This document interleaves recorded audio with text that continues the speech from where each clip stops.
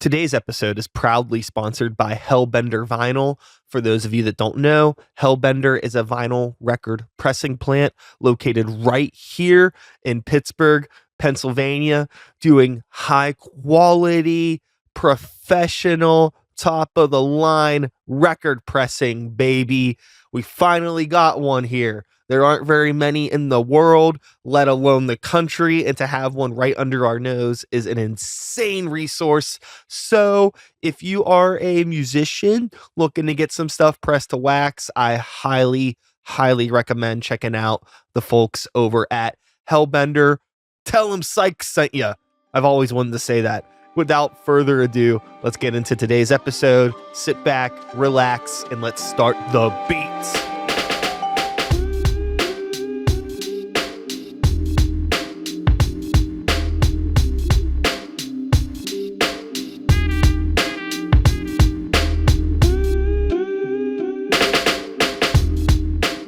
I really love when I have a band come on, especially a group of people that I've never met before, with the exception of Utah. Yes. But when I have a group of people that I'm not familiar with, and you could tell that like they're homies, and like, you know, we get along, we could sit down and yap for an hour. I don't even need to be here. You know, I could just leave the microphones on, walk away, and you could probably do your own podcast without me. And that is a really great thing to see, because there's definitely been times where I've had people come on the show and it's like, are you in a band together? Yeah. Do you people like what is going on? Yeah. You know, and but you know, that's just how it is sometimes. Sometimes there are bands of people that they see each other once a week if they're lucky for 2 hours to work on their songs, and there's other people that, you know, actually, you know, where the band is almost like a side effect of friendship versus like, you know, the band, or like friendship being a side effect of the band, if that makes any sort of sense. Mm-hmm. Totally. Yeah. Probably works out better that way. Yeah. With all of that being said, thank you all for coming on the show. Thank you for being patient while I figured out the cameras. To be completely honest, I'm still not really happy with the setup that I got going on in here. For some reason, it seems like it's a lot darker in here than it usually is, and I don't know what that's all about. And you know, that the angle of this camera is really fucking bothering me that's on right now. But hey, you know what? It's rock and roll. It's rock and roll. It doesn't have to be perfect. That's right. Yeah. Embrace the King chaos. Blue Heron is on the show. Make some noise for the internet. Yeah. Yeah. Really glad to have you all here today. So, what do we want to talk about? What do you want to talk Yeah. about? Okay, well, I would like to talk about the power of friendship and teamwork and the dynamics and how that has an effect on your songwriting. But if you want to start with something a little bit lighter, we can talk about like favorite colors. Ooh, love that question. Well, Maybe we just got asked that question favorite colors on the radio. Yeah. Yeah. I think my answer has probably changed since that. which Has was, it? It's yeah, evolved since then? banana yellow. Like a Interesting. soft yellow. Are you Their still last thinking of answer the- was seafoam green. Seafoam so green was the last Mm. one. I'm also colorblind. It's like- so all of it's red to me, actually. Are you still I thinking always about the forget you're banana bread? colorblind. I am still thinking about the banana bread. It was really yummy. I ate a little too many chocolate chips. Yeah, we did no interviews ever, and now we have 2 interviews in 4 days or Yeah. something. Yeah. We're warmed up. We're ready to rock and roll. Well, okay. Well, since I am here with interview superstars, they have been asked all the questions. You can't get a question by us. Yes. You know, let's do just a quick Spider-Man origin story of the band real quick. The who, what, when, where, why.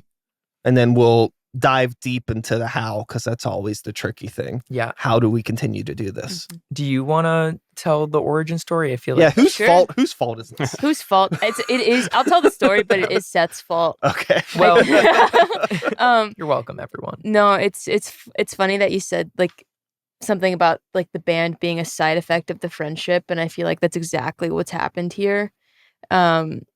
Seth and I met and became friends because my roommate is their partner. Shout out then- Ollie. through Seth, I was introduced to Lucas and to Bailey. And that's kind of the origin. Seth, Lucas, and I have been playing for about a year and a half, and Bailey's been here for like the last 3 months or so, something like that. Yeah, so it's been really good. Cool. And whenever you decided to like start the band, was there like a specific sort of box that you were all trying to fit your creativity into, or was it just like a let's just see what happens? Yeah, the idea originally was to be like a folk project, but it's really evolved into something completely different. Yeah. Yeah. And I think it's like folk inspired, but it's definitely not, you know, Americana like. I feel like there's those like roots there, like Yeah. especially with how you write music. Like you do a lot of like bends and stuff, which is cool. Like you don't typically, that can be kind of frowned upon in like a lot of like the DIY music scene, but there's definitely like some Americana roots, but then there's also just like pretty heavy shoegaze tones. And I also just think like lyrically the subject matter is a little bit different than like what the average shoegaze band is talking about. So Yeah, I'd agree. I'm a very big supporter of when it comes to creativity, and the creativity in a DIY space. I'm talking specifically about creativity with what I'm about to say, but anything that is typically frowned upon in terms of creativity, you should lean into, because anything that you can do to introduce and breathe new life into the underground community is like the most important thing, arguably the only important thing that you have as an artist. Like, what is the unique thing that you are bringing to the conversation? You know what I mean? If we want to just cosplay as our favorite bands, that's cool. Right. But I'm talking about sustainability. I'm 98 years old. I want to see things The keep number happening. gets older every You're single time. aging at a rapid rate.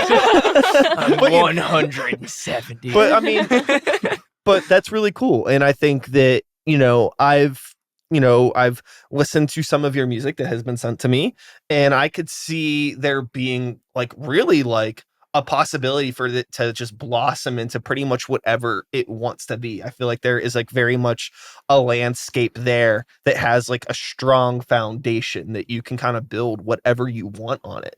And you can't really say that about like every band that you hear. Sometimes it's just like, oh, like I know what this is and it's never going to be much more than that, and that's cool. But I'm curious about like going back into the idea of writing music with that sort of a landscape of being like, I'm just down to do let this be whatever it's going to be. Like what encouraged you to possibly be so open to the idea of possibility, if that's even a question that can be answered? I think it's just kind of where my writing ended up going. So I tend to write the songs and present the like bare bones structure to the other three. And yeah, I don't know. It's just the turn that it kind of took. It really moved away from the folk stuff pretty fast. I think I really, really liked one of the folk songs, and that really, really bothered you. So we took a hard right. It was pretty much all to spite Seth completely.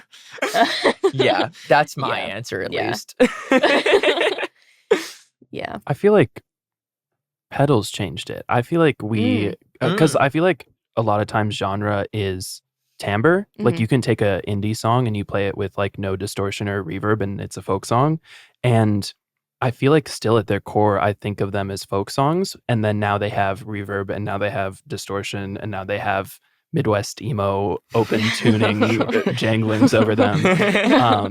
And so I feel like it's almost like the timbre has shifted more than like the songwriting. Yeah, it's interesting because the first time I saw y'all play, I think was at like that outdoor festival. Was it at the Honeyball show? Ormsby, Maybe. I think No, it was that the was Ormsby before. show. Yeah. I think that was the first time I saw y'all play, and so like I didn't see this background of y'all evolving from folk into what you were, and still like I was able to see like, oh, this is like kind of has some like Americana roots, folk, even a little country like stuff going on, but it's, you know, it's not like a lot of times people can take two genres and just kind of mash them together, and it can be really awkward. With King Blue Heron, I feel like it's pretty natural, the evolution that's happened. Yeah, I think that what you get is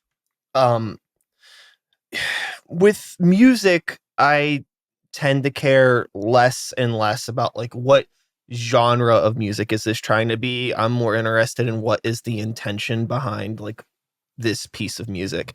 And to your point, I think like, you know, music is a lot of like timbre and effect and how it is, you know, like what is the rhythm, chord, and melody of this composition, right? I feel like a lot of songs, if it is a good song, you can kind of strip it down and put it into a different style of music or play it on a different instrument. And if it still gets its point across, then like you have at its core like a really good song, you know, like music and art is a human thing, but like sometimes as humans, you know, we present ourselves in different ways. Like sometimes I might want to look like, you know, I might want to dress like a punk today, and then maybe tomorrow I want to look like a librarian or something. But, you know, I'm still this person, and art can kind of be dressed up in different ways. Songs can be dressed up in different ways. And that's what's great about music and art. Totally. So when's the death metal album coming out? Working on it right now. Yeah. The folk one first, please. We're waiting on some H-string guitars to like drop A stuff in. Yeah. So, you know, the band is still in, you know, like some early-ish stages as it's blossoming. New people are coming on board, and, you know, it's still finding maybe its voice in some ways. You know, death metal jokes aside, unless this is part of your 10-year plan, which is that'd be cool. But if not, that's okay as well. Where do you have like any sort of a plan with where you want to take things moving forward, or are you just letting it happen as it happens? Definitely just letting it happen. Yeah, no real plan here. I don't think. I mean, I know we definitely want to do some recording in the very near future, but other than that, we're just kind of taking it as it comes. Totally. With the other aspects of being in a band, playing shows is one. How's it been sharing your music in a live environment to other human beings that are ready to digest art?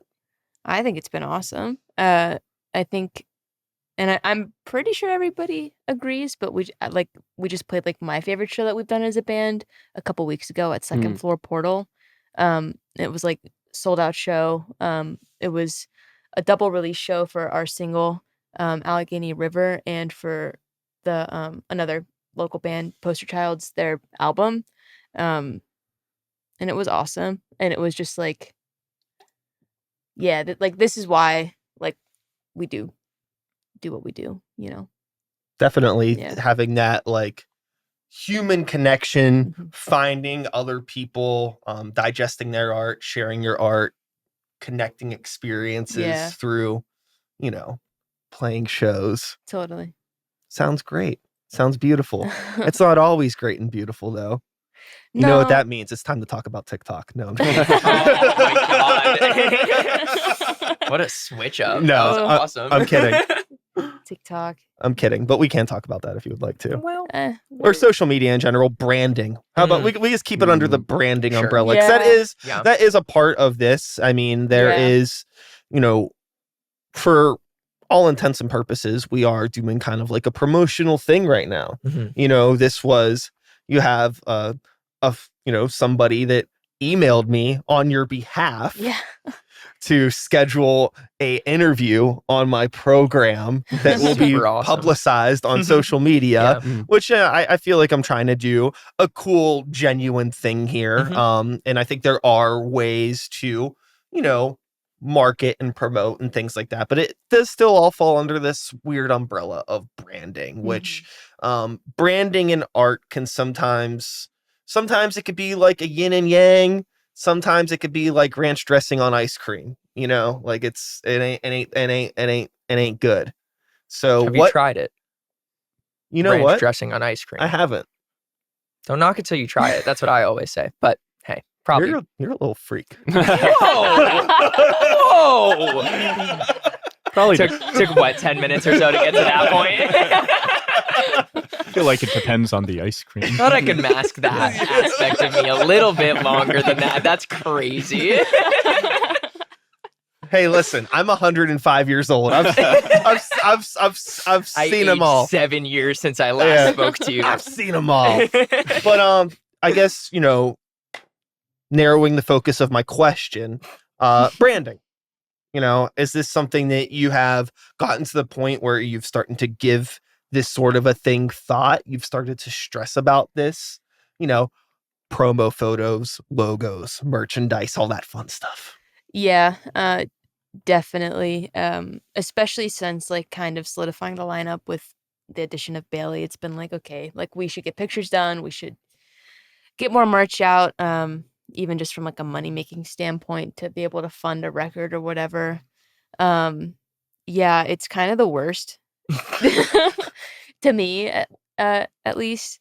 It's just it can be soul sucking. Yeah, it's just like it stinks because it feels like it's something that you're like obligated to do. Yeah. You know, like we want people to hear our music and like hear our art and, you know, see us perform and stuff like that. And it feels like something that like we don't really have much of a say in doing in order to get this in front of as many people as possible. Yeah. Which is, you know, not great, but Yeah. it is what it is. I hate feeling like I'm obligated to almost like find a way to trick people into accidentally hearing my art. Sure. And then hoping that they enjoy it. Yeah. Which is like not cool. No. Not really a huge fan of that. Yeah. And I'm also not a huge fan of the side effects of that because like so much art now on the surface from my eyeballs looking at it looks like it's being made intentionally to trick people. Yeah. Like even the music. Yeah. But that's a whole nother conversation. Yeah. But I totally understand, you know, your perspective and it just being like, it just sucks because it's like, especially with the kind of music that you're writing, which is very, it's very like intimate. It's very, you know, compassionate. It requires patience. It requires like a certain level of, engagement, not in like a weird TikTok-y way, but genuine human engagement. Like sit down, please listen to this whole composition. Maybe listen to it a couple times to understand all of the movements and the intention behind it. Yeah. Totally. But then it's like, okay, now we have to make a t-shirt. Yeah. Yeah. You have to make a t-shirt. I'll say this. I feel like although that stuff can be like a drag and like not super fun, I feel like there are fun aspects and cool things that can come out of it. Like for instance, like my partner Ali does all of the artwork for, you know, the album art and for the merch and stuff like that. And we get to give them a platform to make artwork, which I think is really cool. And we get to share with more people. Like as we grow our platform on social media, for instance, we can shout out other bands and friends of ours on social media and help grow with them ideally. Yeah. So like, although it's not the most fun thing in the world, I think there's still positive collateral that can come out of it. Yeah, totally. I think that what we're kind of leaning into is you know, being alive is sometimes just like a pitfall for like accidentally slipping on a banana peel. Nice. And falling into just like a hole of negativity. Yeah. And I think when, you know, we do this artist thing where whether we want to admit it or not, maybe we're a little brooding, we're a little introverted, a little bit too analytical of things, and you start to look at the branding and all of this stuff is like, oh, this sucks. You know, I'm a serious art person. But if you look at it through the lens of like, well, hey, no, this is actually like a cool way to network and platform people that I'm close with and showcase their art. Like that's a really great perspective and a really cool, you know, way of not only looking at it from a through healthier eyes, healthier lens, but you're also like networking and building a community where more art can exist, and because there is more to art than just like the music side of things. And more than ever now, especially in the AI apocalypse sort of world that we're, you know, I mean, I would say that we're knocking on the door, but the door's open and the bugs are getting in. So, you know, that we need to set up some traps, some AI, some metaphorical AI traps and catch the bugs. But it's like, it's really weird. Just art right now in general and marketing and things like that. Even like AI is just like so like deceptive looking, you know, like I understand the ease of like, oh, like I need to make a flyer for this show. So it's like, let me type in like cat holding a guitar and then you put the things on it and that's fine. That's it. But it's just like, am I the only person in the world that's just like, if you couldn't care less to even just like, even if you just found an image that somebody drew online, even if you're not giving them credit, like I would rather you steal somebody else's art than use AI is basically the point that I'm getting at. Sure. It just looks so weird. Although this is my devil's advocate. All right, just to spice things up a bit. In terms of AI and live music automation, if I could be like, hey, turn my vocals up and a robot would just do it, I might get behind that. Not saying that I don't want sound people to not have jobs. I'm just being silly, to be completely honest. But you know what I mean. I hear what you're saying. There's AI always is it's like good as a tool, but not as a replacement. You know, well like said. it can do a lot of things to make, especially art easier. Like I'm thinking in terms of like a Photoshop like application, but I think that's cool. But I think using it to like create art is instead of like helping you create art, is not good. Yeah. I mean, you know, I'll admit something. I used AI the other day for work. Yeah, I did. I had to edit this photo, and the couch. It's like I need this couch to just be a little bit longer. Yeah, you know, I could zoom in on the photo, but then it messes up it was going to mess up the whole perspective of everything. The convenience of it. And I was like, I just need a little bit more of the couch. Yeah. And then I blurred it out a bit, and it was, hey, you know Fixed. what? It was done. Yeah. Made my job easier. Yeah. I feel bad about that. But I'm letting people know.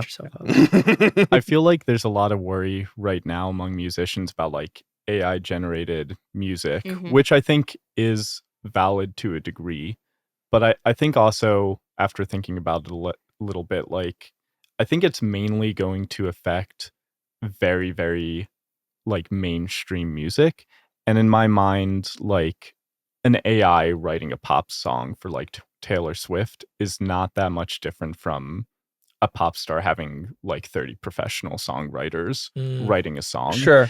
And I think if you also look at the trend of live music is, like, the most popular it's been in for a very, very long time.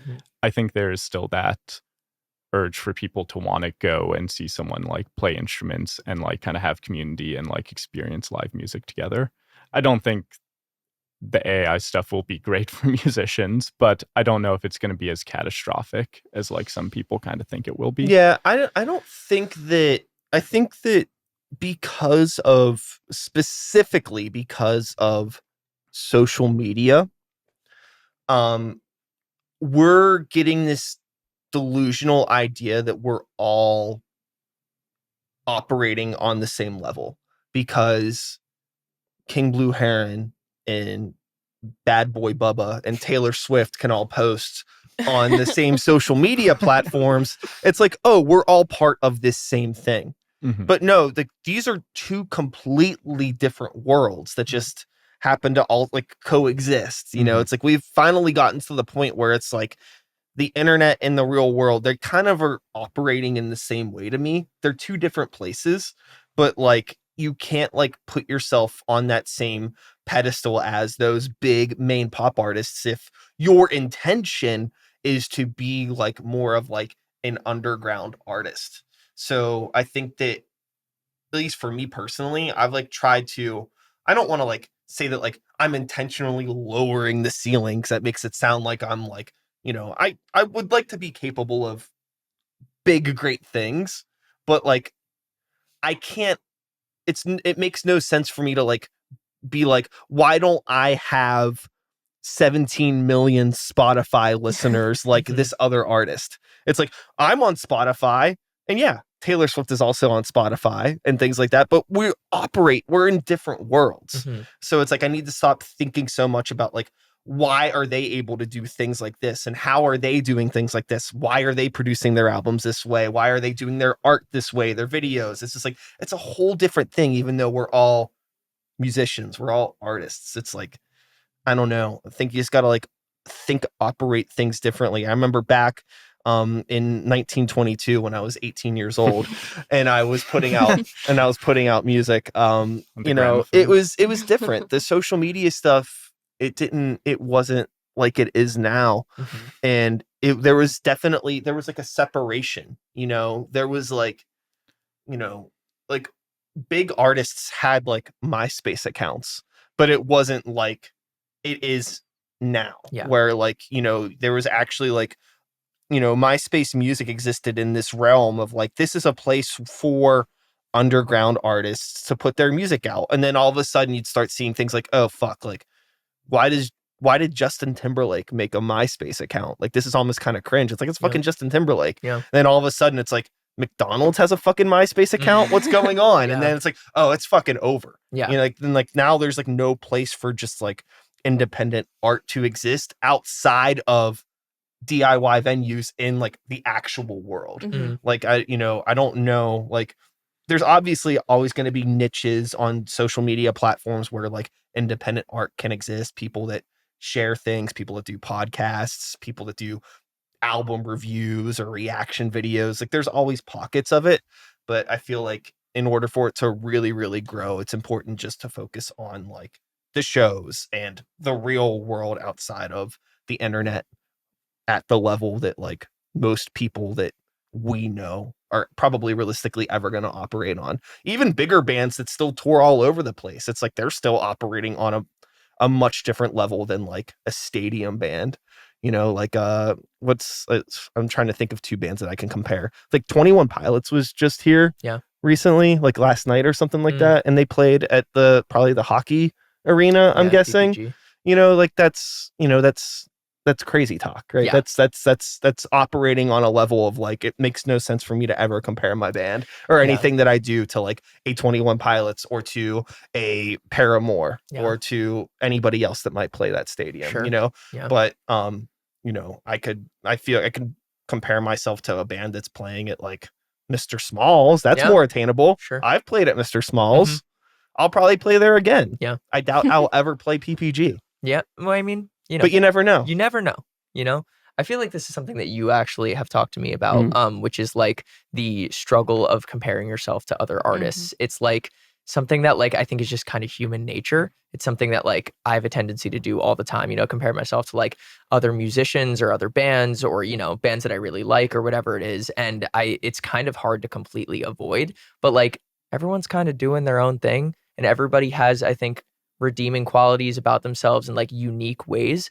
And I feel like those flaws and those intricacies about different artists and musicians and everything is like what makes them cool and different and unique and why certain people gravitate towards certain things and everything. And it's important to just not lose track of the art you're trying to make and like not get too caught up in the trying to compare yourself to the 21 Pilots of the world and stuff. Cause it's like, yeah, they're like one of the 10 biggest artists in the world, I think, right now. And it's like, yeah, that's stiff competition, but like you can do your best and you could play the obtainable venues and you can, play with the bands that you really like and stuff that are kind of in your circle and then grow from there.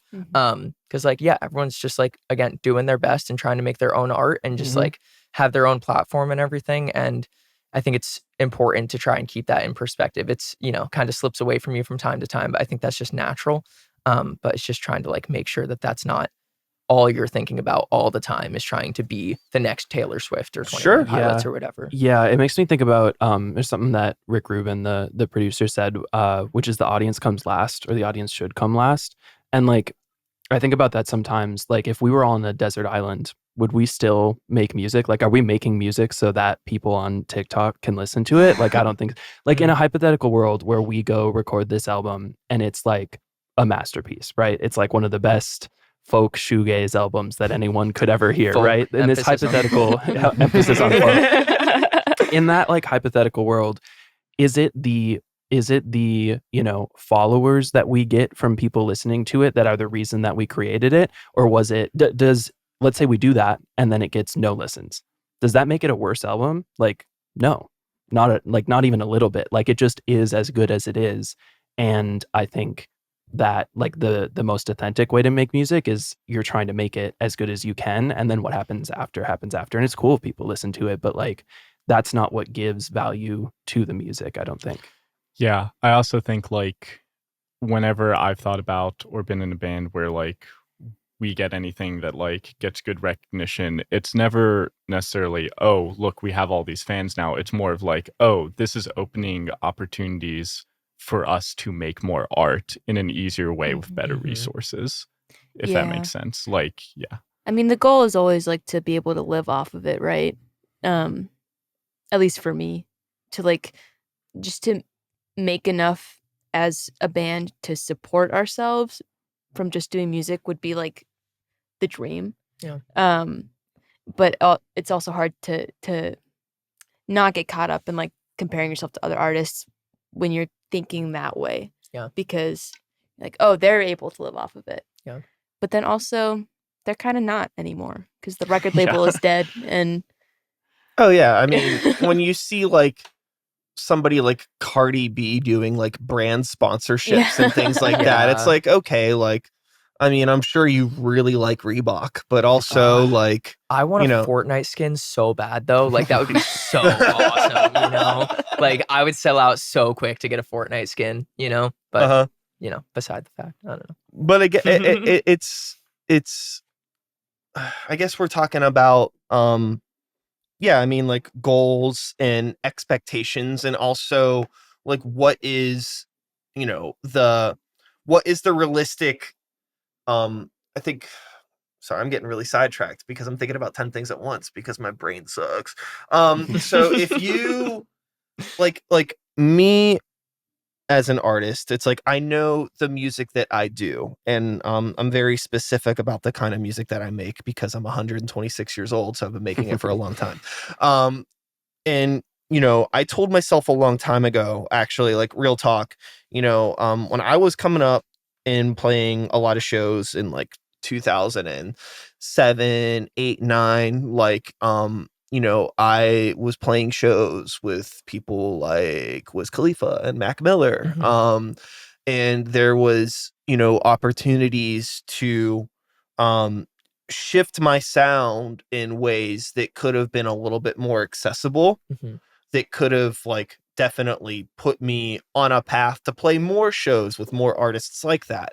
But I was really afraid of like putting on a mask and then being forced to wear that mask for like the rest of my life.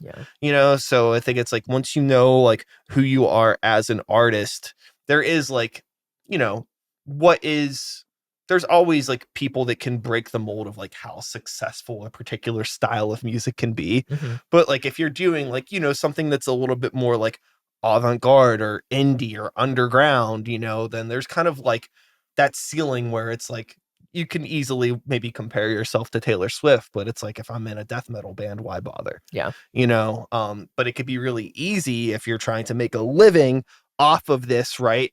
And we're all using the same channels to promote our stuff now. It's not separate. It's not like, oh, like if I upload this thing to undergroundmusic.com where everybody goes to get their underground music. It's like, no, it's like, I hope this does good on Spotify, and for people to discover your music on Spotify, it has to get added to a playlist. The playlist only has so many songs. Maybe a playlist has 100 songs. Well, guess what? if there's every single artist on the fucking planet, including Taylor Swift, uploading their music to Spotify, the chances of getting put onto those playlists where people discover underground music and it's all like 21 Savage or whatever, you know, it's like, okay, like the odds start to get stacked against you. And that's what makes it feel hard for me personally. Or if I'm going to promote my stuff on Instagram again, or something like that, it's like, you know, the algorithm is pushing the content that gets the most engagement. And of course, if, you know, fucking Sabrina Carpenter posts like some, you know, picture of her being Sabrina Carpenter, it's going to get more likes than Bad Boy Bubba over here, which it shouldn't, to be completely honest with you. Bad Boy Bubba is hot. You don't know the espresso I got. That's what I'm saying. Shout outs to that song. It's a cute song. Yeah. But I agree. It's just it's hard. You know, I think that I just wish that there were more places online for like underground music to truly be exposed to normies and not just other people in bands, because that's really what it boils down to. There's definitely places where you can market your stuff to other underground people in the scene and DIY people, but you know, if you want to make a living off of your art, you got to get like people that aren't in bands to support your music, which is like really weird. And it sounds kind of gross when you say it out loud, but it is like really what it is, because we're all, you know, broke in some ways, you know what I mean? Like, and also too, there's no way to like, you're kind of like in like a feedback loop support system. If like everybody that listens to your music is just like friends in other bands and stuff like that. And it's cool and it's healthy and that's great. Yeah. But it's like, I need like normal people. You know, I like when people, if I could sell merch, somebody wants to buy a shirt from me and I've never seen them before in my life. I don't know their name. I'm like, oh, okay, cool. This is great. Yeah. But you know, if Paul's buying a shirt, I'm like, thanks, Paul. I appreciate it. But like, also now, like, we're going to be hanging out. We're going to go to the movies. We're going to go see Mad Max. And you're going to be wearing my fucking band shirt. And it's going to be fucking weird, Paul. Don't do that. I love you, Paul. Thank you for supporting me. You could also wear your band shirt and then you'll match. For the record, I don't actually know anybody named Paul. Oh, okay. That's not true. I know some Pauls. Hi, He's Paul. a good guy. Good to see you, Paul. I like what you said about earlier, like, not wanting to wear a mask. And I think something that people kind of overlook is like, I have seen people do all the same things that like other people who've made it big as like pop stars or music people. I've seen them do all the same things, and most of them, pretty much all of them, it still doesn't work out for them. And I think it's kind of interesting that everyone like says you have to do this, this, this, and this, and like it's a surefire guide to like your project getting bigger. And it's just not. There's so many like coincidental things or just luck based things about like growing as an artist besides just like, I don't know, posting on TikTok. So I don't know. I think one of the very good things about maybe, I don't know, hindsight will maybe paint a different picture of this as we move forward in time, a decade. But now that we have like a generation of, you know, musicians that are, you know, coming out of their teens, entering young adulthood, that have grown up with the internet being a much more common and regularly distributed thing than it was when I was younger.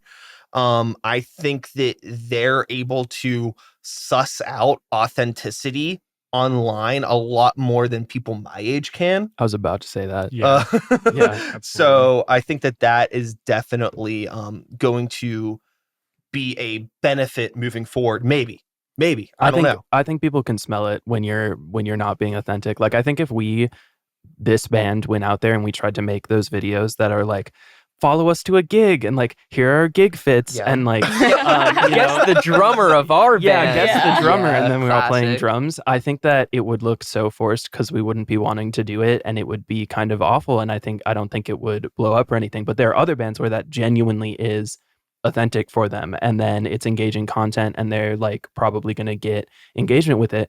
But I also think those like niches for underground music and music like ours do exist within the platforms. Like there's sections of TikTok where people watch 3.5-minute videos of someone with an acoustic guitar, you know, singing a song about Catholicism or whatever. And I think those do exist. And if we, you know, say we're to make things in that vein, and it was clear that we loved what we were doing, it doesn't necessarily have to be, I think, soul-sucking to make content that people will engage with. Even though it a little bit sucks that you have to do it at all, it also, I think it's like a glass half full, glass half empty situation where like we could have none of this and be like playing shows right now and be like, God, I hope there's a record label person in the crowd who recognizes us. And that also sounds depressing to me. Like, you know, I feel like grass is always greener on the other side. It's not like things were great up until 2008. That's a really or even just the idea that like every aspect of being a musician is completely artistic and like fun all the time, like in a creative way. Like there's a lot of aspects of being a musician that's just kind of like part of it is kind of like blue collar type stuff. Like you're just driving a lot or moving heavy stuff around. And then, you know, even playing gigs is the best, but I'm sure everyone in this room has like played a gig where they're like, I really don't want to be here. But I played one of those last night. Yeah. So I think it's finding that line of like, where am I, you know, giving up too much of myself and being fake as opposed to me kind of doing the job right and doing it so that my art has the best survival chance. Like, yeah, I think all those TikTok videos where it's a person with their outfit and then they have like this much text on their video doesn't make any sense for us. But like, I don't know, maybe us posting a video of like Emily singing or like a live session would, you know, be good. Yeah, I think that something that I need to do personally is just reframe the vocabulary that I use when talking about making things for the internet. If I think of like, oh, I need to make content or stuff like that, it's like I don't want to do that. But if it's like, oh, just like make a video, that's like, oh, okay, like I've made videos before. It feels less like scummy when I don't use like the modern terminology for these things, like the you know what I mean. Yeah. You know I know I'm the one who just said engaging with content, but I mean, but we all have like brain rot of like this is just. It's like I remember when I started hearing people refer to videos as content, I was like, why are we doing this? Yeah. But now it's like, you know, it's just, now I'm like content. Yeah. I feel like the best framing that I've heard that at least makes me feel the least grossed out about it is inviting people to share in what you're making. It's not like, okay, I'm making this content that is like amazing so that people watch it. It's like we've made this music that's amazing that we want to share with people. And so what if we invite people to look at it? What's the best way to invite people to like share in this music with us? And I think I like that framing a lot better, even though I clearly don't have it ingrained enough to use it. Well, I think that, you know, if we're just talking specifically about like online, I mean, if somebody is going to follow you on Instagram or whatever, I think that they have that intention of wanting to see stuff from you. That's why they've gone out of their way to follow you, especially if it's a normal person and not somebody in a band, which is why you don't need any more band friends, because they're not there to support you. They just want to follow you so you follow them back. It's a numbers game. No, I'm joking. Yeah. I mean, to some degree that does exist. I'm being a little silly. But, you know, if there's just a person that has nothing to gain from this, it's not like a networking opportunity, I guess is the most diplomatic way I could say that. You know, just, hey, you know, I am Paul and I like your band and I'm just going to follow you. They want to see stuff. Yeah. So, you know, maybe I don't want to say it's like you owe it to Paul to make videos, but Paul would be happy if you made those videos. Yeah. As long as Paul's algorithm allows him to see it. Yeah. No, I agree. Which is another can of worms. Yeah. I do I feel like I find it really inspiring when there are other musicians who clearly like your band because they like your band and not because they're like, follow me back and come to my show. And I feel like, honestly, shout out Wabble Yonder and Mark and Eli and all those guys. Like, we just had a show a couple months ago where I couldn't drum at it, and we asked Mark to fill in, and he did, and he was excited about it, and he wasn't like, oh, and you have to pay me, right? And he was like, you know, and he and all that stuff, and they're also the people behind the church venue that they're trying to get started up. And I feel like when I interact with them and they are putting in time and effort into this stuff, there's this feeling of like they're doing it because they love music and they love the sense of community that comes from playing a show. And there's not, you know, probably somewhere in their mind, they're like, this is cool because people get to watch us play. But like, I find that inspiring, and I'm trying to be more like that of like, I like your band because I like your band. Like, cool, like follow us as well. But having a local scene, you know, it's not always, or I feel like they've shown me it doesn't have to be as depressing as like, yeah, we're all following each other, so it looks like we have a bunch of followers or whatever. No, I think that it is really important to engage in your community, and there is so much good art, and it's like, why not like it? You know, there's the whole like cliche of like support local business, you know, and it's like, hey, you know, as somebody that, you know, I like a good sandwich as much as any other warm-blooded American, right? Sure. Oh yeah, brother. And you know, there's plenty of options for places to get a sandwich. You know, and you know, you can make that executive decision. You know, do you want to go to like, you know, Subway, or do you want to go to like, you know, like a cool local deli, Carson Street Deli, Primanti's, you know, Cafe you know, shout outs to all of these places that we just mentioned, right? You know, I think that it's really easy though sometimes to be like, oh, like I don't want to go to, you know, a Subway. I'll go to a Carson Street Deli.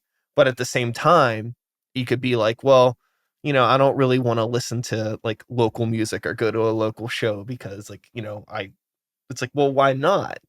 It's more about like the education of it, right? I think a lot of people, the normal people, we keep calling them, which I mean, that's maybe, I don't mean to be dismissive, people that aren't in bands. You know, obviously getting them to come out to shows, I think it's more just that they don't know about it. They might not, you know, they might drive past Carson Street Deli every day on their way to Jersey Mike's or whatever, but they just don't know that it's there.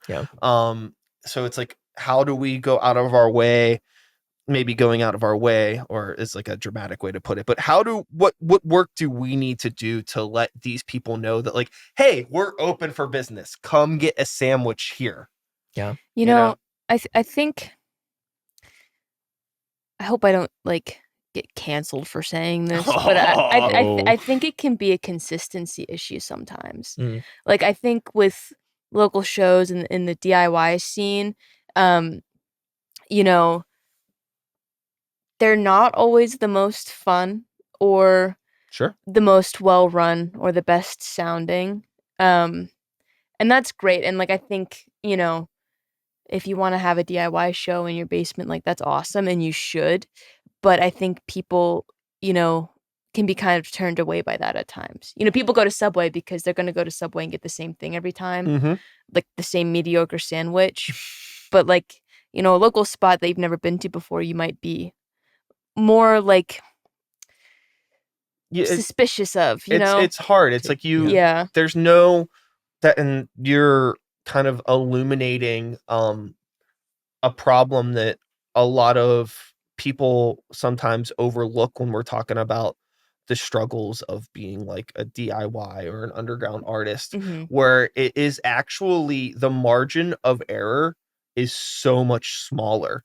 Because like if you get that gig, like maybe opening up for a bigger band at like Mr. Smalls or something like that, and if something is off, if like the sound person just doesn't do like messes up the mix, or if you mess up, it's like, oh well, it's just the local band, right? Whereas if the same mistake happens to a band that they know, or like if they went to Subway and like the sandwich was gross or whatever, it's like, whatever, it'll be better next time. We don't get that grace, you know. So it's like you have to work so much harder, that's like a crazy amount of stress Totally. to put on ourselves. Yeah, for sure. And it also doesn't help as well. Cameras are starting to die, and I know why. They're overheating because I recorded a podcast before this one that went too long. That's okay. Don't worry about that. This camera's still on, and then I'm gonna that one over there, or this is too much inside baseball. Just let me keep talking.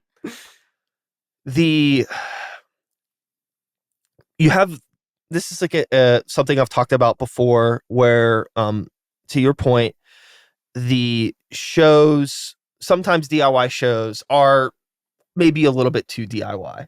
And one thing that's always bothered me is that you do have those pockets of DIY that sometimes it feels like it's going out of its way to just like not be better, because it feels like it's like being better is selling out to some degree, and that shit is so corny. Like I remember when like back I had like a hardcore adjacent band that I played in a while ago, a long time ago, and it was a big thing because we were trying to like sell shirts for more than other bands in the city were, and it was just like they cost us this much money to make, and we're selling them for pretty much the amount of money that we're paying to get them made. And I understand that like, hey, like sustainability and community and stuff like that, but it's also like I'm riding a bicycle to our shows. Yeah. Yeah. Like, can we are we actually gonna like do this, or is this just like for fun? And that's kind of like a conversation that you need to have to some degree, when there's no wrong way to like go about doing things, but also it's like if you want to do it, if you want to tour and things like that, it's like then I mean the merch, it's a business thing. Totally. And the other thing that I wanted to get into regarding just local talent and bands opening up for bands is some of the bigger concert promoters in the city, they who shan't be named, but we all know who they are. The lack of effort that some of these ding dongs go to like actually like curating good local talent that makes sense for the shows is infuriating to me, because if you have like a really good opportunity for a local band on a show, but you just put whoever can sell the most tickets on it, you're not growing the scene at all, because people go to this show and then all of a sudden this band that's opening up this show is a representation of the local music community as a whole. It's like these people that, just paid to get onto this show, and it's like, oh, that's the local band that's opening up for this band. It's like, why? And then these same promoters don't want to work with local bands because it's like, well, the shows don't draw. Well, it's like if you took a little bit of extra time and realized that like, hey, maybe that band that you put on that show, maybe they are a good band, but that was even just, it didn't make sense for you to put them on that show. It was a bad match. If you found the right band that matched, maybe get them a few dozen new fans. Guess what? If one of your clubs has a dead night, you could actually do a local show that would bring people out, because you're helping curate. You're exposing stuff to the normal people that are coming out, like 800 people buy a ticket to go to a show at Mr. Small's, is the 40 tickets that we're selling really going to help you all that much?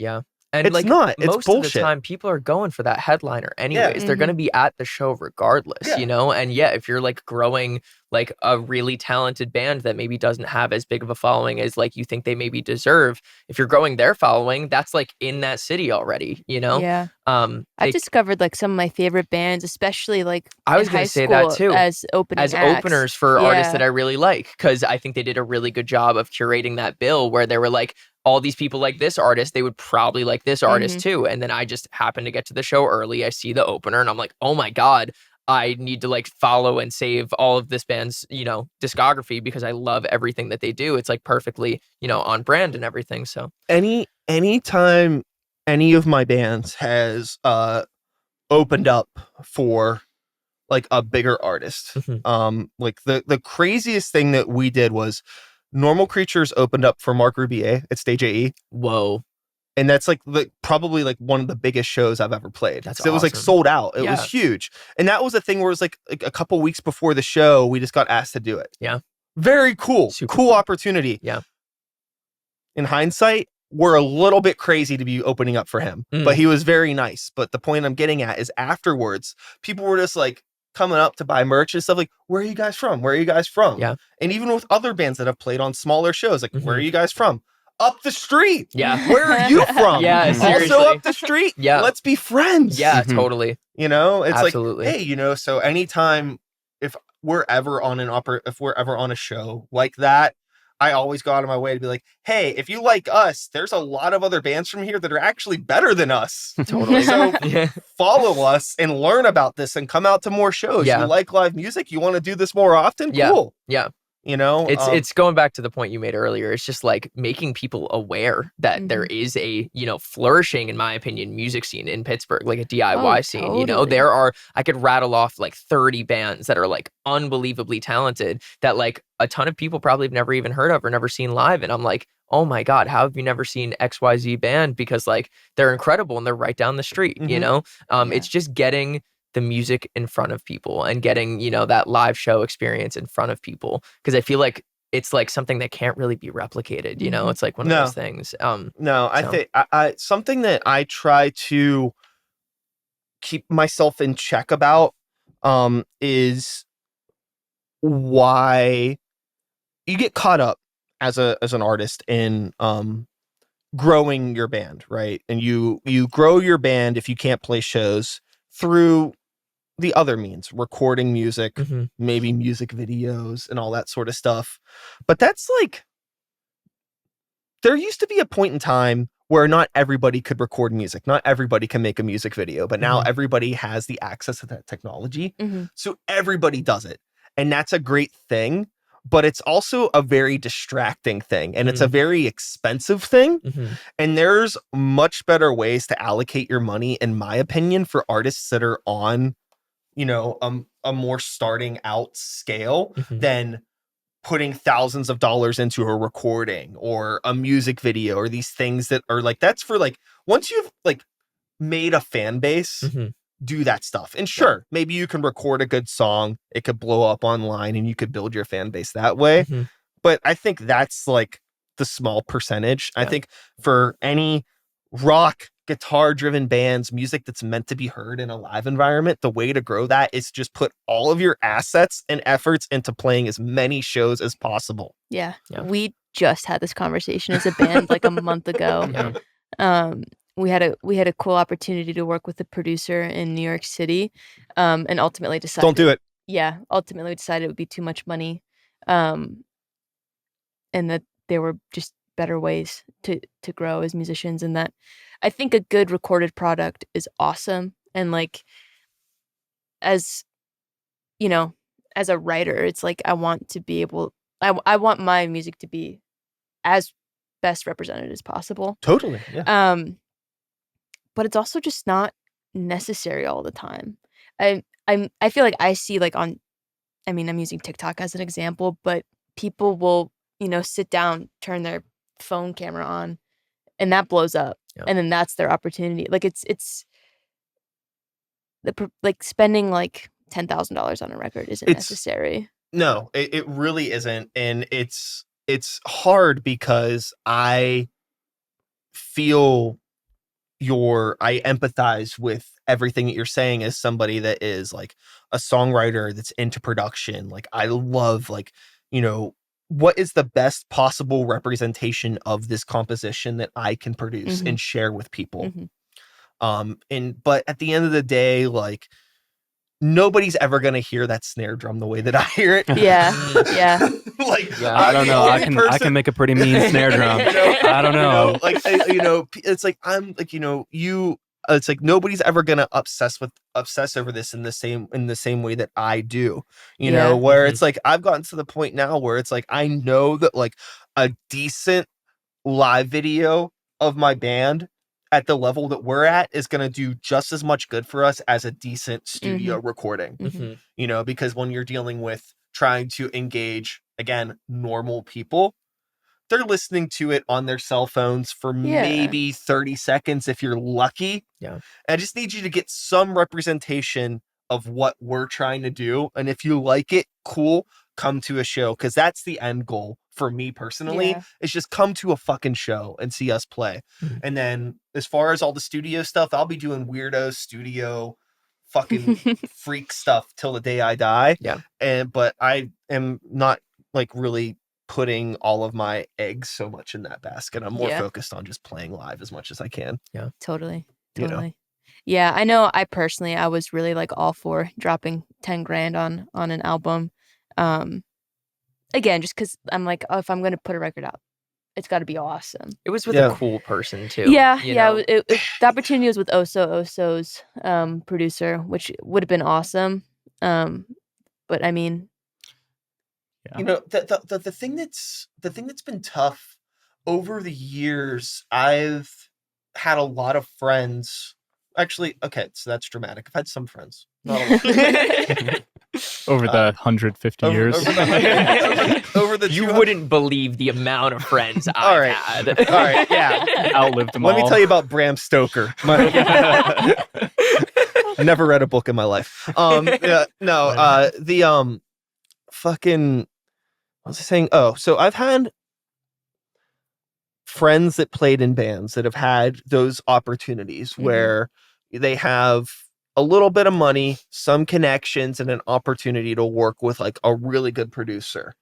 And if I'm being honest, every single time this has happened, and I'm not saying that this would have happened with you, it has generated very lackluster products.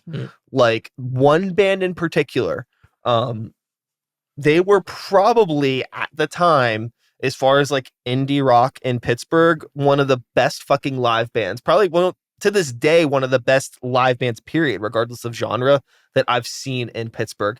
Powerful, emotive performances. Like the energy was nuts. And like they weren't like a heavy band, but the performances were heavy. You know, just like the emotion was intense. But the studio versions of these recordings sounded like somebody just took like a Brillo pad and was like, no attitude, scrub it all off, make everything clean. You know, there's too much inflection in your voice. You know, Melodyne's not going to recognize this key properly. And it's like, it just took all of the things that were unique about the band and just made it sound like every other fucking plug-in band that you could think of, regardless of who this producer has worked with in the past.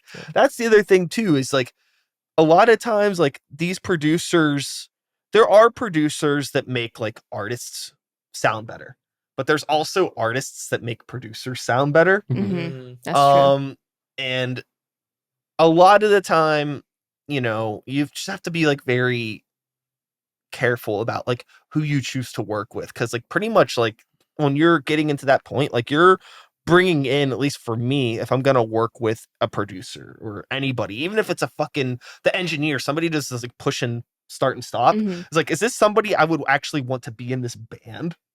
Like, is this somebody that actually understands what we're doing? Or is this just like clocking in, clocking out, you know? Because if that's all that's happening, it's like, I could do this myself, you know? So it's like a really intimate thing if you're bringing somebody on board to produce something with you, you know. For me, for some people, it's just like, hey, if they just want to record it, I'm fine. I just need it recorded. But I don't know. I feel like there may be more passion, and you'll find that right person. Yeah. In time. In time. Yeah, I'll come. Oh, I had something to say, completely lost it. I'm sorry. Oh, I remembered it. It's tight. It was actually something that Lucas said that really stuck out to me when we were having this conversation, and I completely agreed. But Lucas said that kind of like bands, a lot of times they get those opportunities and they go in with the first 8 songs that they finish, and they record an album, and then it's just 8 songs that they've done. But like the masterpiece records, those like, you know, Justin Vernon is writing 30, 40 songs before he puts out a Bon Iver album. You know, that really stuck out to me when Lucas said that. Yeah, like the I think the thing I said was like the first 8 songs that you write, that's not an album. Those are just the first 8 songs you wrote. Those aren't your best 8 songs. They're just the first 8 songs. And I think, I don't know, it also kind of goes to the producer being able to understand what the band's about. And if you bring them those first 8 songs, they're going to go, oh, this is what this band is. And we'll just press record and then that's it. But like, I mean, we've had, I think almost all the music that has been put out from bands I've been in has been recorded by Dom, our friend Dom, and the bassist in Moontown. And having someone who was already that close to it and already understands what the band is about, recording it and able to take feedback and give suggestions and suggest new parts and stuff like that. I feel like you won't always get that from someone who, you know, yeah, they're in New York and they have big bands coming in all the time and they, you know, it's their job. They're clocking in, clocking out, like you said. Yeah. I remember I reached out to somebody years ago that I was interested in working with. Somebody local. It wasn't like, you know, a huge situation, but somebody that has done some bigger projects. And I was like, hey, I'm interested in working with you on this project. Like, cool, rates, cool. I was like, you know, like I will pay you for this time, but I would like to just like set aside a day where we could like sit down and actually listen through everything. And I just want to get your notes from the jump. So we can maybe take some of those notes, go in and rework some things on our own before we actually come in. Like, again, I will pay for his time. And he was just like, we'll just figure it out. And I was like, I'm not working with you. Yeah. You know what I mean? It's like, I need you to have like I want you to have an understanding of what you're getting into. If this is just going to be like a plug and play thing, it's like, I have a computer too. Yeah. I could do that. It's a pain in the ass, but I'll just do it myself. Yeah. Yep. I think it's like almost just as important to like, you know, have the production knowledge, have the equipment, have all of those things, but also putting in your creative input. I think these are people that are very experienced with recording music and a lot of the time, you know, listen to a ton of music. And if they have a good general idea for what you're kind of going for, they will say, hey, I really like this thing. Let's like push that. Or like, hey, I don't know about this idea. What if we tried something else? And I think having people to kind of bounce ideas off of and kind of push you creatively and musically is like so important. You know what's funny is like as a human being, one of the most annoying things to have to deal with is someone's unsolicited opinion. Yeah. But like in a creative environment, if it's coming from a good place, that means it's coming from a place of passion. Yeah. And it's worth listening to that unsolicited opinion. Yeah. You know, because like there's like the analogy of like, you know, your music is your metaphorical baby. Yeah. Right. But sometimes your baby isn't as cute as you think it is. Yeah. Love that analogy. That was awesome. So, you know, having somebody in the room that is, you know, bold enough to be like, hey, I know that like you're really vibing with this. Yeah.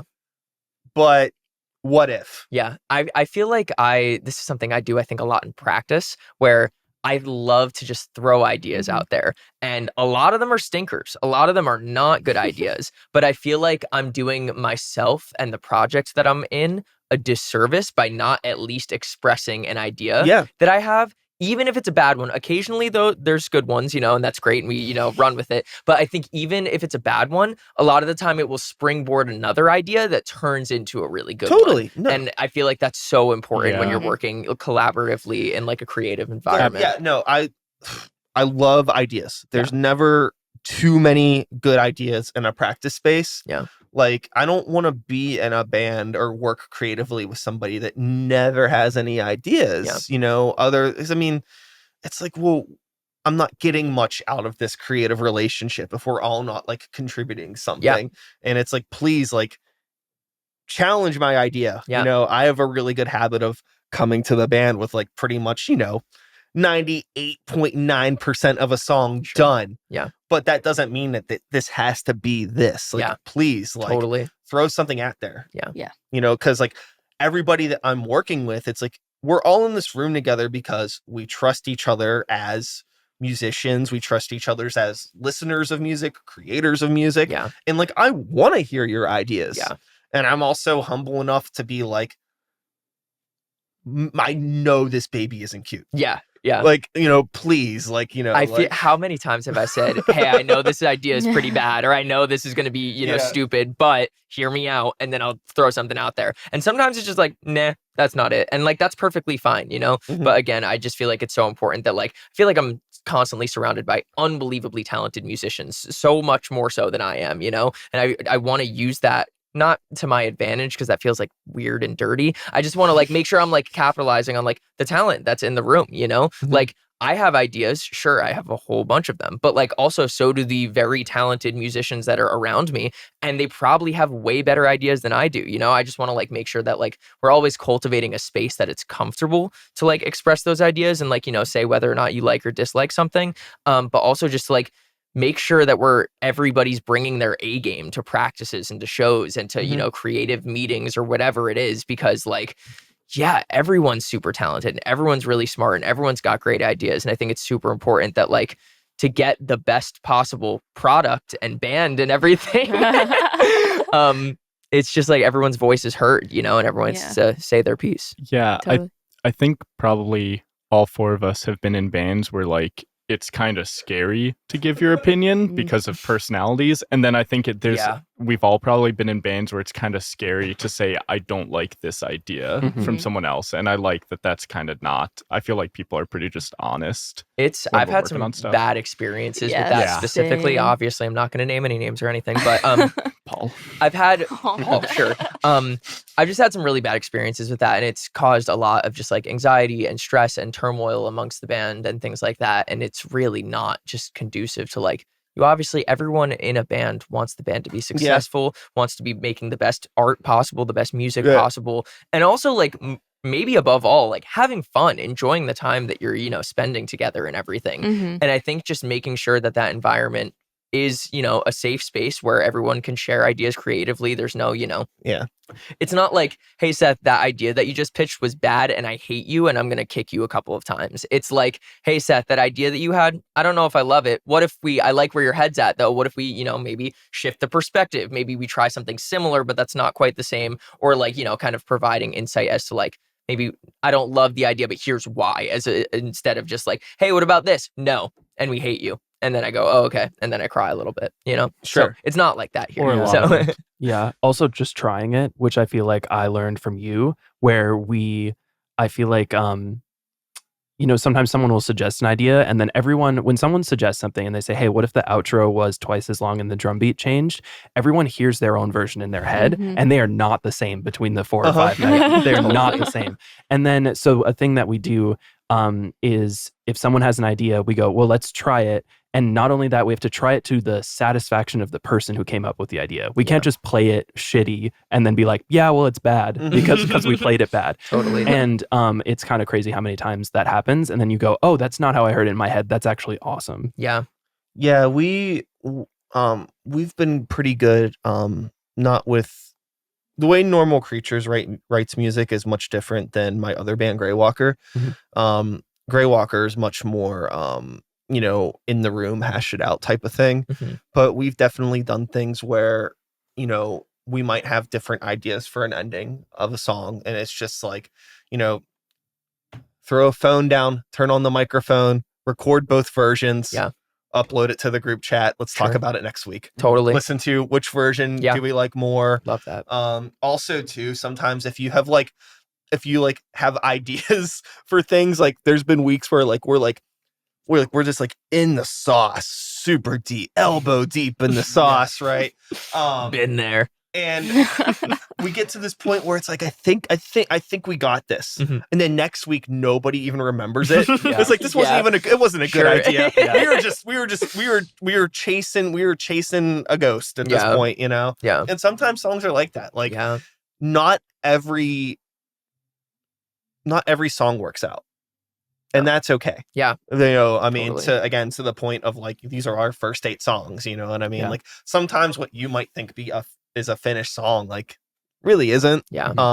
But art is very subjective. And I think it's important to just be like fluid and be passionate, but also be kind of like passive with ideas and just like, hey, if this isn't working out, be very hyper aware of entering the dangerous realm of diminishing returns with the limited amount of time you have. Yeah, in another band, we had a practice like a month or two ago where we spent a full half hour talking about whether the song should be at 116 BPM or like 118 BPM. And finally our drummer was like, guys, I don't think humans can tell the difference between these two. Like, I don't think it's literally humanly possible. And we're like, yeah, let's move on. Yeah. I mean, it's hard. That's the BPM thing is a really interesting conversation that I've had a lot with Gray Walker. We play like fast-ish heavy metal. And we have experimented with playing to a click and not a click in different ways. And it's funny because whenever we record, our drummer will play to a metronome on record just for the sake of, polish or whatever. But in a live environment, sometimes he'll, there's that human push and pull between parts that make things sound really fun, right? But sometimes he'll like be playing way too fast. And it's like, okay, you know what? It was funny. We can all have a yuck about this, but it was actually kind of hard to play the song. So now we're getting into the territory of this being an issue. So what if you play to a click live? But then he plays to a click live and all of a sudden it's like, man, this feels kind of boring. When everything's all like locked in. I kind of miss that, like that human element of like, well, I don't know where we're going to go. He might turn this corner and all of a sudden we're going way faster. So, I guess the point that I'm getting at is I wouldn't be worried so much about how it sounds to other people, but how it feels to you as a performer. Like as a vocalist in that metal band, I can tell you that 5 BPM difference for me going blah, blah, blah, blah, blah, blah, blah, blah, blah, is a lot different than blah, blah, blah, blah. It's like, I can't even my mouth doesn't move that fast to like get the words out. Sometimes I've had the opposite effect happen where they might try to like slow a heavy part down so much and I'm like, I can't actually hold these like the scream notes out at this long. Like it's like making it harder. We took Allegheny River right after it came out, our most recent single, so fast. It was, but you slowed it down right before my part came in. There's like a drum outro, right? Yeah. In the basement. Yeah. You just nervous or what was going on there? Probably, yeah. That was at West Egg. Yeah. It was also kind of fast at Second Floor Portal, but not as bad. Sorry. No. I like when we take that one fast, but it's easier for me to say when I'm not using all Lucas four has limbs for my instrument, No, yeah. I think I was nervous. It was at like a packed house show, which those are like always the most fun, and it was like the day that we released the single, so it was just exciting. And then that was also my first show with the new guitar, and so my tone was different. So I was also listening really intently to how my guitar's like too much, like to the point where it was distracting because it was just so different than what I'd been used to. I think I just wasn't paying attention. I just kind of like ran away from me because especially on Allegheny River, I was playing like a telly, like an American telly, and I switched to a Reverend with P90s and humbuckers in it. And it's an awesome guitar, but on that song, because the guitar is so isolated for so long, the difference in sound to my ears is very noticeable. So it's just like really distracting. I mean, it's time to just be a rock star and bring like 6 guitars on stage. I was just saying like, who would do that? Who would do that? Would be crazy, right? Insane. Yeah. I play in a heavy metal band, and the amount of guitars that we bring is, it's more than one. You're up to 3? No, I'm up to 2 right now. Oh, up to 2. It was 3 very briefly. It was. I think. So I was bringing a baritone, and then I kind of just switch that one out, but I bring one that's like in standard and one that's in open. I mean, it makes sense. One that's in like an open tuning pretty much. Yeah. So, because that can be pretty brutal. Like even just switching the guitars feels like a lot of time on stage, and retuning would just take forever. Well, if I maybe had some animal facts like to present to the crowd like I used to, I've been really, really slacking in that regard. But... Yeah, I feel like we have like a hidden talent, which is that we have the three people with mics in this band are all front people of various bands. So Emily is, and then Seth and Pitter Patter and me and Moontown. I feel like we could capitalize on that a little bit more. Just three people who are used to bantering, just for some reason yammering while Bailey changes You guitars. guys all do different banter, but at the same time. We go like 3, 2, 1, and then we all have a different entity that just starts talking completely different things. Yeah. I don't know. I feel like sometimes for some reason I freeze up when it comes to banter. Yeah, me too. In this It's band. hard. But like that's like not ever really an issue for me in Pitter Patter. I don't really understand why I can't banter well. I don't know. I'm hit and miss. Sometimes I'm on my game, you know? I have a question for you that may help or confuse the situation. I don't know. Confuse me away. Yeah, go for it. In this band, how much of the songwriting are you responsible for directly? I'd say like little, like very, very, like so none pretty much. We're all writing our own parts. Like, but Emily is doing like pretty much all of the songwriting. Now with Pitter Patter, how much of the songwriting? I'm doing a lot of the songwriting in Pitter Patter. So do you feel like that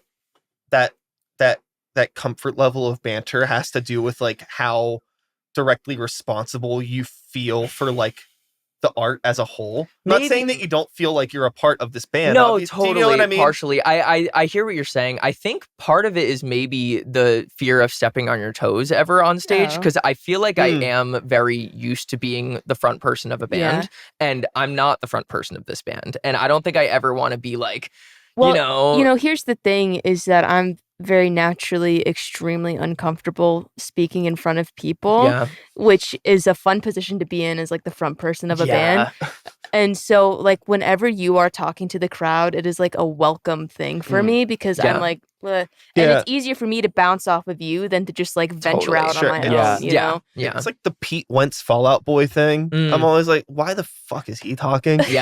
But I get it. Yeah.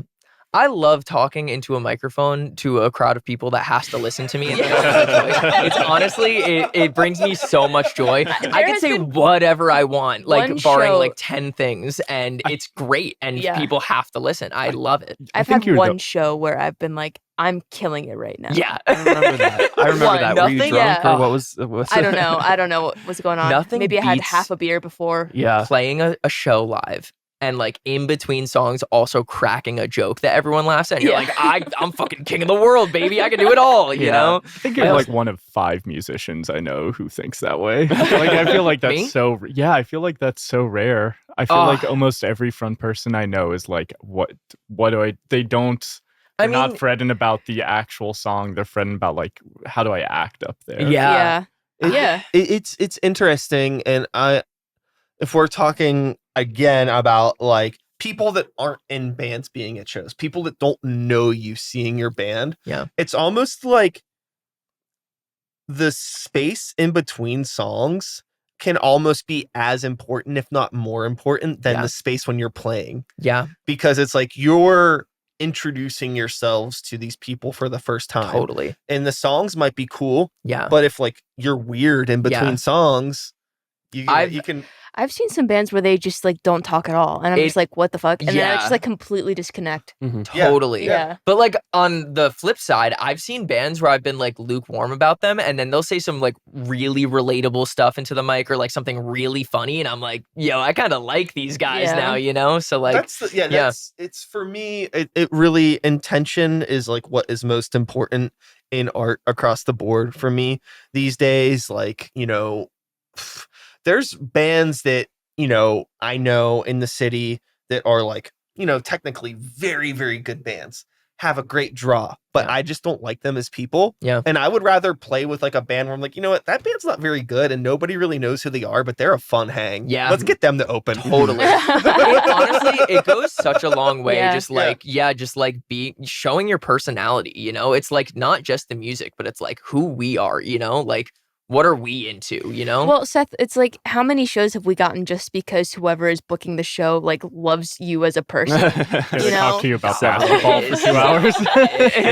And like, is it a little weird to sing sad songs about Catholicism and then crack jokes about college mascots? Yeah, but like, that is who we are. It's fun. I think that's maybe also part of the hesitation, where it's like, you just sang your heart out on a ballad that was like 6 minutes. And then I'm like, who wants to talk about the New York Mets right now, and it's like that's a weird vibe switch. It's like a human thing to like want that comedic relief. It's like why comedy exists.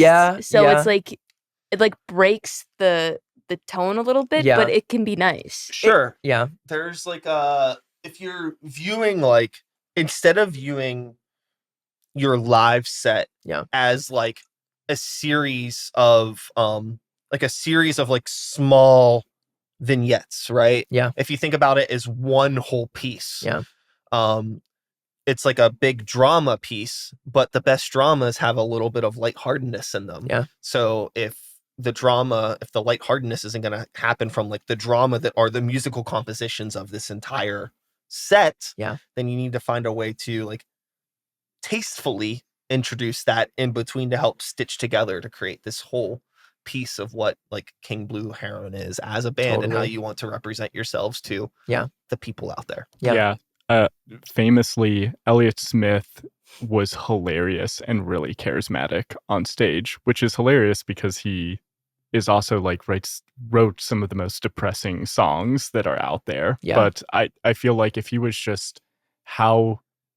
giving off the same exact emotions in all of his music in between the songs, it would be too much. Like people would walk away. It'd be too much. It's hard. I have a really hard time. Like, I don't know. I write very dark music, but I'm also like a silly goober, and finding a way to like mix all of that together is really interesting.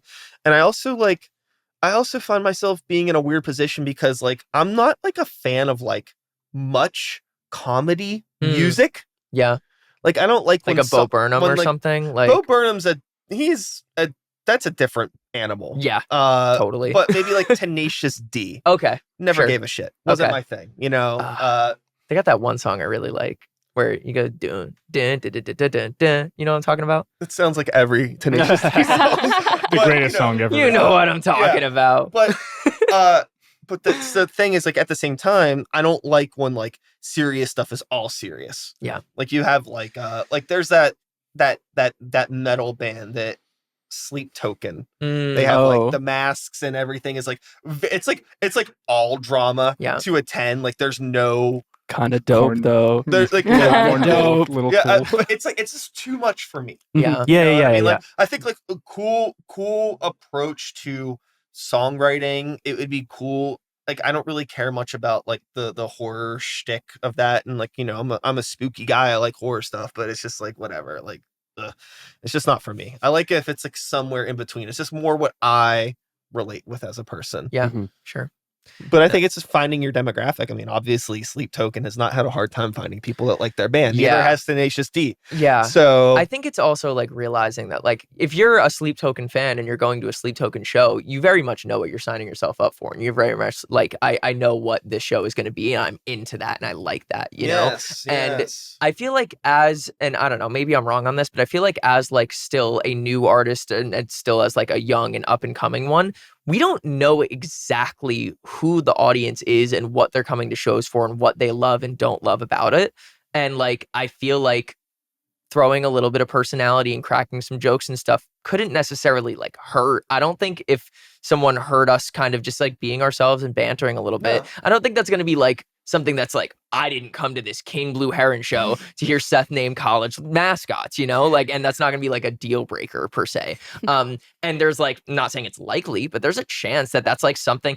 There was one lady that came up to me at the Second Floor Portal show and said that she like came up to me and she was like, do you know the mascot of this was a bit that I did at the Second Floor Portal show that we played recently. And a lady came up to me and she asked me if I know the mascot of a certain college, and I said no. And she was telling me about her niece that goes to this school, and they have like this obscure mascot. And I was like, huh, it was a random thing that I happened to say into the mic, but it like stuck out to somebody, you know? And like she might, I don't know, potentially remember King Blue Heron a little bit more after that because of that weird random tidbit that I threw in. So the stuff in between is just as important as the songs. It really is.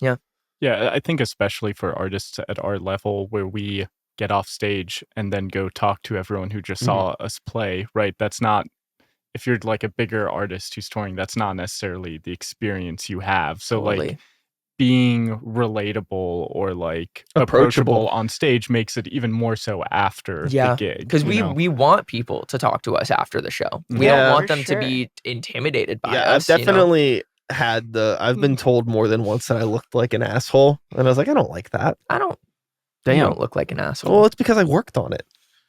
I get that all the time too. Yeah. People always think I'm mad at them specifically. When I first met you, I thought you were mad at me. Yeah, exactly. I get it all the time. And I'm just like, I also have anxiety. Just how I think that very looked. easily. Yeah. Yeah. But I don't know. I mean, like, I will say that, like, hey, like, you know, I can be a guarded person, and I have trust issues with letting new people into my life. Mm-hmm.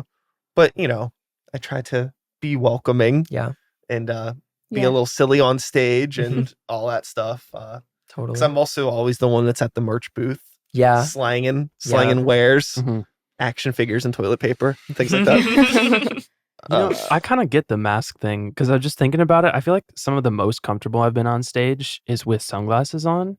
Oh, because I feel like you don't have to think about like everyone's looking at my face. Oh, it's genius. Like for the Sleep Token, they're very, very smart from that element, because it's like you get to have they have like full control over the total narrative and branding of their band. Yeah. You know, they get to tell their story in every single way that they want to, which a lot of people don't get to do if it's just like, hey, we're just 4 normal looking human beings and here's our sad music, right? You know, and like there's like a band photo and, you know, you're smiling all happy and the songs are all sad. Like, well, this doesn't make sense. But then you have Sleep Token and it's like, you know, they all look like rejects from like a bootleg Silent Hill video game. And it's like, oh, okay, I understand there's obviously torture and pain here, because this looks like this is very intimidating. Yeah, from the jump. they're just leaning into their branding really, really hard, and I think they're just kind of like nailing it. You know? Yeah. But like, I don't know, everyone's kind of doing their own thing, and like that's their thing, and they've definitely found their audience with it and stuff. Absolutely. So like, I don't know how I could like play a show with a mask just because like how sweaty and gross I get up on stage. I don't know about y'all, but how about wings? Big blue wings. I was thinking I could do wings. Yeah, I could do maybe like one of the like ball masquerade masks, but like not a full. That would be thing. cool. Or like one of those with like the beer cans and the swirly. Like, that would be good. Yeah. Diet Coke in there. Yeah, nice.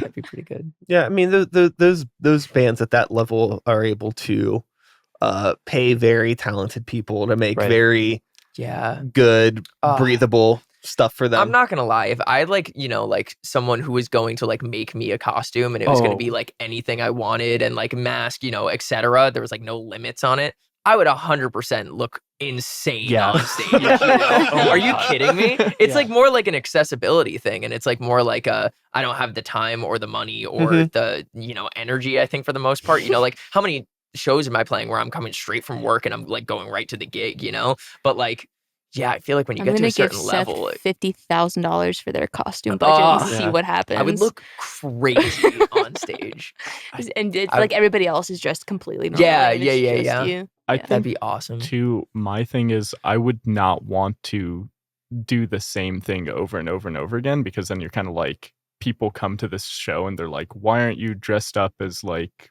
so and so or whatever? But like just the idea of doing crazy outfits in general, and it's going to be interesting to see how Sleep Token evolves, because some of their counterparts, like Slipknot, has done, like, I feel like every album cycle they have new masks and new outfits, which is cool for their branding.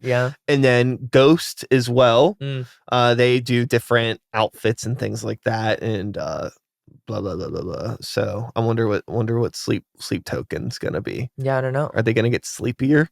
They get like Show the Ebenezer jammies. Scrooge, like, you know, cap and like the gown and like a teddy bear. That'd be great. Are they still completely? I think they're still completely incognito. I don't think their identities have been revealed. I've yet. never seen any of their faces. That's cool.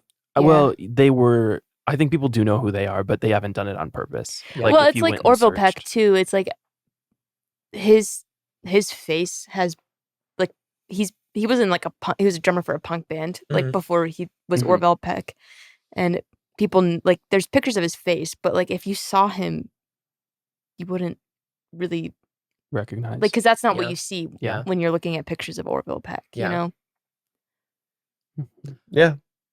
I'd be curious. I don't know, but I also don't care that much about Sleep Token. So Yeah. I was gonna say Whatever. I don't really know too much about them, honestly. I'm more into Slipknot, I think. Yeah. Yeah. Sleep Token's like too like. There's something that's like how can I put this? This is probably the last thing I should say before we stop this podcast.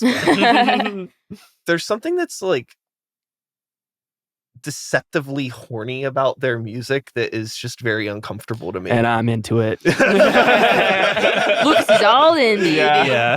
2 thumbs He's up. from first in Lucas. line. But I get what they're going with the branding and like, all that it's like heavy, but it's groovy and like that deep breathing, got a crazy vampiric voice. vocal. Yeah. His voice is crazy. And then all of the horror stuff, you know what I mean? It's very like they're catering to a demographic for sure. Yeah. And it's working. So with all of that being said, I do want to say before I forget, thank you for coming on to chat today. I know we kind of went all over the place with this conversation, and we've been talking for quite a bit. We're at an hour and 42 minutes right Holy now. shit. Wow. Yeah, so we've been cooking, but keeping in mind, I think the first 47 minutes of that was me just figuring out the cameras. Yeah. Fair So, enough, but before we wrap this up, is there anything that we didn't touch base on that we were maybe hoping to make public today? I mean, so we have 2 songs out that we definitely want to, Not on Pandora. Not on Pandora, which we found out. But I think everything else, right? Yeah. So it should be everywhere else. Aura et Labora, and Allegheny River, Mhm. which is our most recent release. So like everyone should listen to those, Yeah. ideally. Yeah. Follow us on Instagram. That's where the news is. Just at King Blue Heron. Come out to a show if you haven't seen us yet, or if you have. Come heckle Seth at a. Yeah, I I'll would say love something weird. Yeah, bring a threw tomato. tomatoes Oh my at God, Seth. I have this running bit where I really want somebody to throw a tomato at me on stage because I'm really convinced that I'll catch it. And have you ever seen that? But like no one really like goes to shows and throws tomatoes at people. But like I'm good at catching stuff, and I genuinely think if someone tried it, I would like stop playing and catch it and like maybe throw it back at them. You're just gonna dodge it and it's gonna hit me. I will catch it, Okay. Lucas. The dodging it is not. I'm not trying to dodge it. I'm trying to catch it. The next show that you play, Yeah. just include an asterisk and have it say tomatoes encouraged. Yeah. So like, I don't want like. I'm nervous. We're gonna show up to a show and there's gonna be like 10 people like ready to go, Yeah, and like I'm 10 gonna be tomatoes. like, this isn't what I wanted the show to turn into. I just want like one random person be like, "Hey Seth," and then I just go. Okay. And Oh, it's so you like- need like a heads up. You need like a hey Seth. No, maybe not. I'll probably catch it. I have Okay. great reflexes. Do you have a good comeback after you catch it? Like, I'll is think going of on a something. No PE? one's gonna do it, but like maybe someone will do it. I don't know. Maybe. I would love if someone. You're sitting tried. next to somebody with unparalleled access to tomatoes. Oh yeah. I do you don't have know a- what that means. do you have a good arm? I mean, I have 2. One of them has to be okay. Yeah. Try it. Yeah. See what happens. Thank you so much for having Yeah, us. of This course. was Thank you so awesome. much. I had Of a course. blast. Yeah. Yeah, me too. It was great meeting everybody. Good seeing you again, Seth. Mm. Good seeing you I'll too. see you in a few weeks In a few here. weeks, yeah. And with all of that being said, I don't even know what camera's recording at this point. I think it's that one. One of I them. moved that camera over to here because the other one's overheated. But anyways, I need to stop recording 2 podcasts in one day. That's the issue. Mhm. These things can't be on for 5 hours straight. Yeah. But the people at home don't need to know that. Yeah. I'll be back again next week with another episode. Blah, blah, blah, blah, blah, blah, blah, blah, blah, blah, blah, blah, blah, blah. Let me reset that. And that's all, folks. Thanks so much for being here. One more time. King Blue Heron. Woo! Insert digital applause. Yeah. Yeah. That's a good clap.